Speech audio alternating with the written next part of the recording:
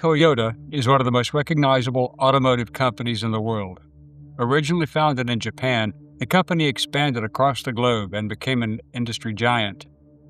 As of October 2025, Toyota remained the world's largest automaker, selling more than 8.57 million vehicles and accounting for roughly 11% of global car sales.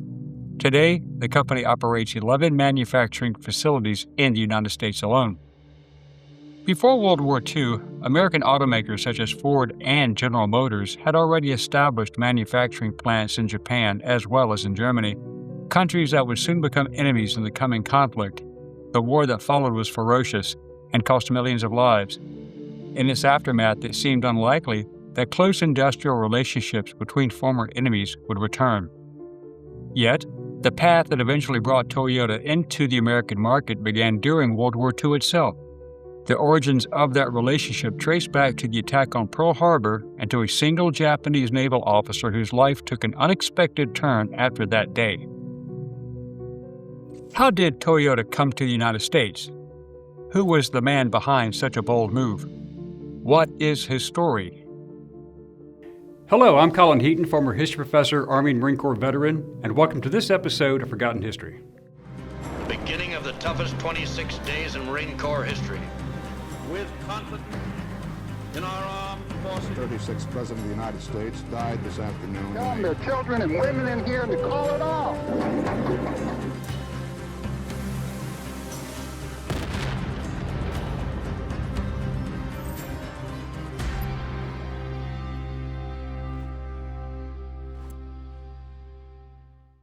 Kazuo Sakamaki was born November 8, 1918 in what is now part of the city of Awa, Tokushima Prefecture, the second oldest of 8 sons. He was a graduate of the 68th class of the Imperial Japanese Naval Academy in 1940, and he was assigned to the midget submarine force.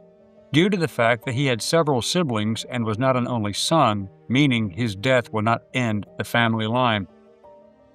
When Japan attacked Pearl Harbor, Hawaii, on Sunday, December 7, 1941, they did so with both air and sea assets. Torpedo and dive bombers hit Battleship Row, while Mitsubishi A6M0 strafed Schofield Barracks and neighboring Wheeler Airfield to destroy aircraft on the ground. But beneath the waves, midget submarines were also deployed in their first combat test. However, there were disagreements within the Japanese Naval Command structure. Flight Commander Mitsuo Fuchida, who led the aerial assault, opposed including the submarines since he believed they would compromise the operation's secrecy if they were detected entering the harbor before the attack. His concern proved valid when the World War I era destroyer USS Ward located and sank one of the submarines at 6:37 a.m., more than an hour before the first bombs fell. However, American commanders dismissed the Ward's report as a false alarm. Sakamaki was one of 5 officers and 5 petty officers sent to attack Pearl Harbor in 5 two-man Go Hyoteki class midget submarines. The 78-foot submarines carried 2 torpedoes and a 2-man crew each that was set to enter the harbor before dawn, hide on the ocean floor, then surface during the aerial attack to fire their torpedoes at the battleships. Sakamaki commanded HA-19, launched from submarine I-24 at 3:30 a.m. with Petty Officer 2nd Class Kiyoshi Inagaki. Their submarine's gyro compass failed and navigation became guesswork. Sakamaki had to expose the periscope repeatedly to obtain visual bearings, risking detection from American patrol ships. HA-19 struck coral reefs 3 separate times trying to reach the harbor entrance. At 8:17 a.m., only minutes after the bombing of Pearl Harbor began, the destroyer USS Helm spotted HA-19 stuck on a reef and fired. The shells missed, but the concussion knocked Sakamaki unconscious and freed the submarine from the rocks. The impacts had crushed the forward torpedo tubes. Seawater leaked into the battery compartments, producing chlorine gas that repeatedly knocked both men unconscious as they drifted east around the island. American destroyers dropped depth charges on the crippled submarine throughout the day. By evening, HA-19 had run aground near a reef off Waimanao Beach, Oahu, near Bellows Field. Now, there are 2 stories that we will address regarding this event. The official story was that Sakamaki and Inagaki recovered enough to set scuttling charges to destroy the submarine. Then they both abandoned ship. According to the official story, Sakamaki ordered his crewman, Inagaki, to swim to shore, while Sakamaki would scuttle the submarine and follow him to shore.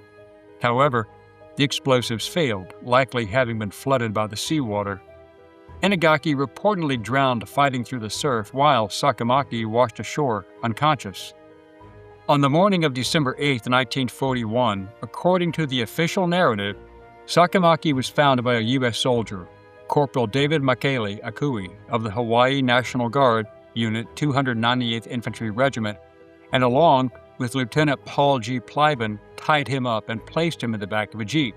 But this is where the story takes a turn.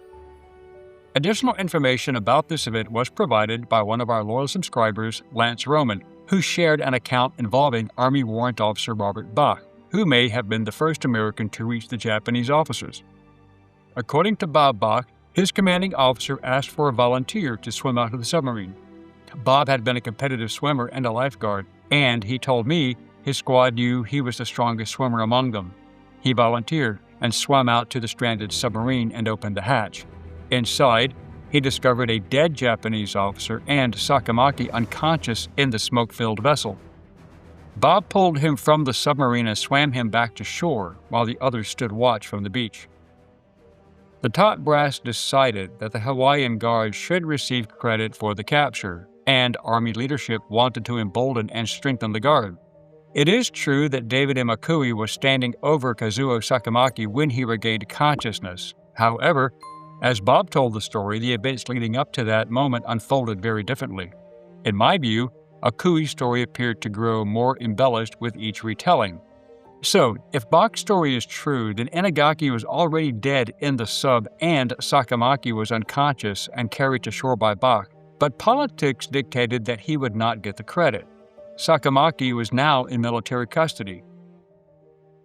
As a result of the mission, the Japanese High Command struck his name from the records and told his family that he had been killed in action, which was standard. Sakamaki was the sole survivor of all 10 Japanese submariners. The 9 other submarine crewmen received posthumous double promotions and became national heroes in March 1942, while Sakamaki was left out of propaganda posters and memorials. To his nation, he did not exist, but Sakamaki now had another problem. He had not died and was a prisoner, which violated the Bushido Code, the samurai code adapted for modern Japanese military service. The code requires soldiers, sailors, and airmen to die rather than accept the dishonor of surrender. The revised 1941 Senjin-kun military code specifically prohibited Japanese soldiers from being taken prisoner. An officer being captured was unthinkable, and the banzai charges that Allied forces experienced during the war, as well as ritual seppuku, offered the traditional path to restore a man's honor after failure or capture.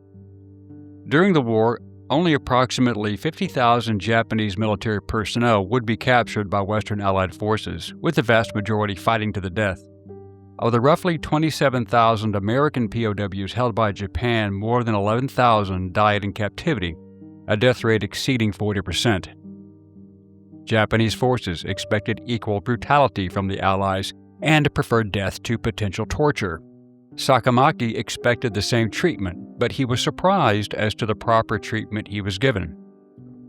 Sakamaki spent nearly 3 months confined to a small cell on Sand Island in Honolulu Harbor.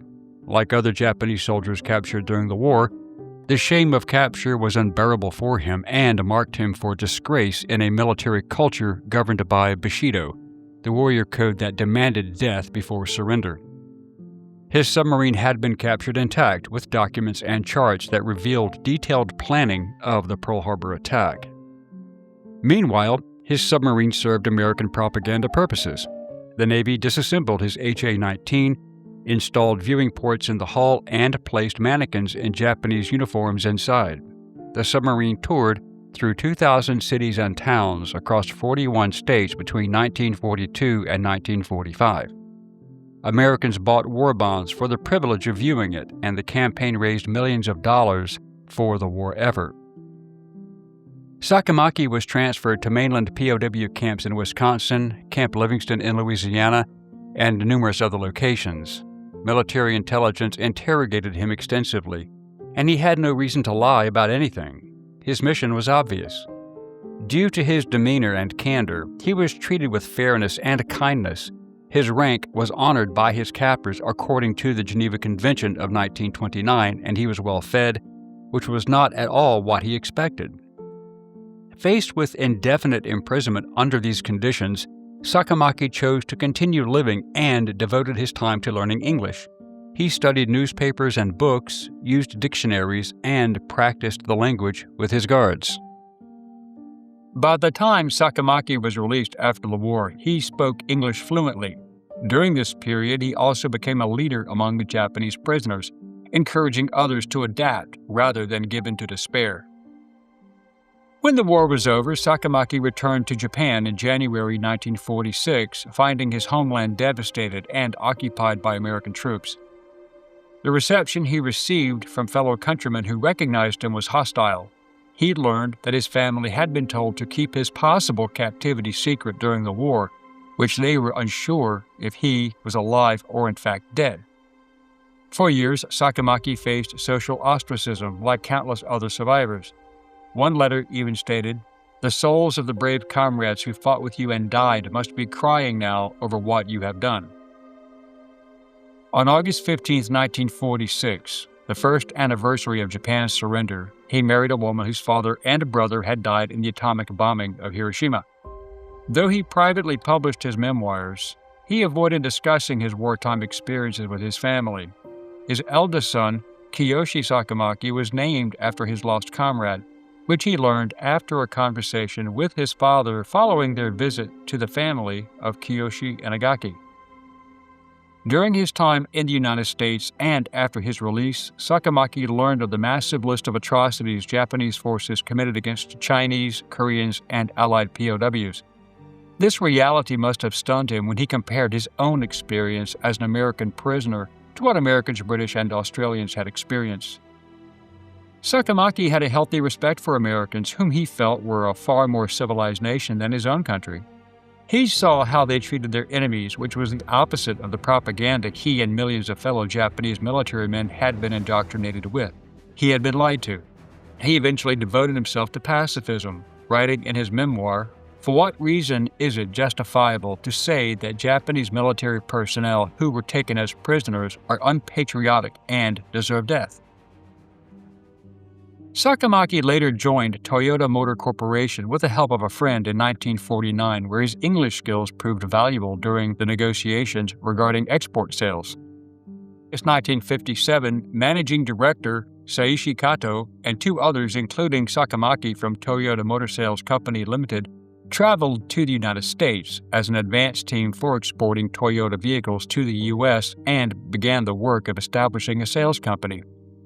Japanese automakers wanted to enter the U.S. market, so Toyota began discussions with the United States, and their first test cars were delivered in 1958, and Sakamaki oversaw contracts and negotiations in English.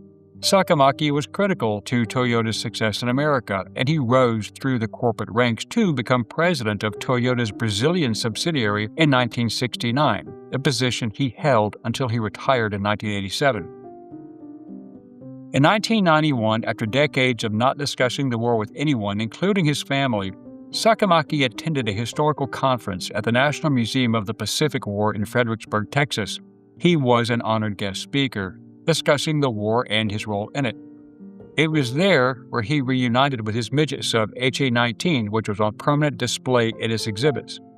When Sakamaki encountered his submarine for the first time in 50 years, he reportedly broke down in tears.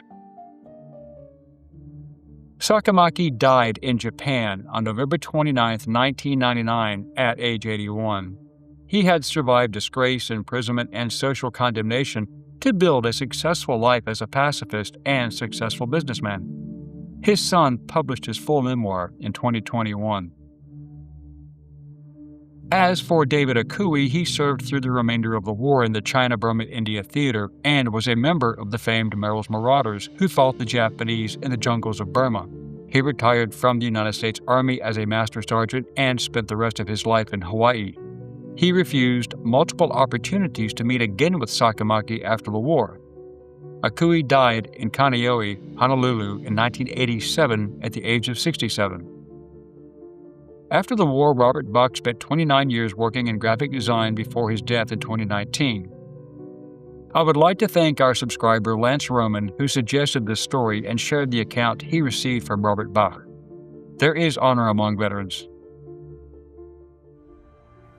Thank you for watching this episode of Forgotten History. If you liked what you saw, please click like, share, and subscribe. And if you would like to assist with the ever-increasing cost of production, please consider becoming a channel member and joining our Patreon page.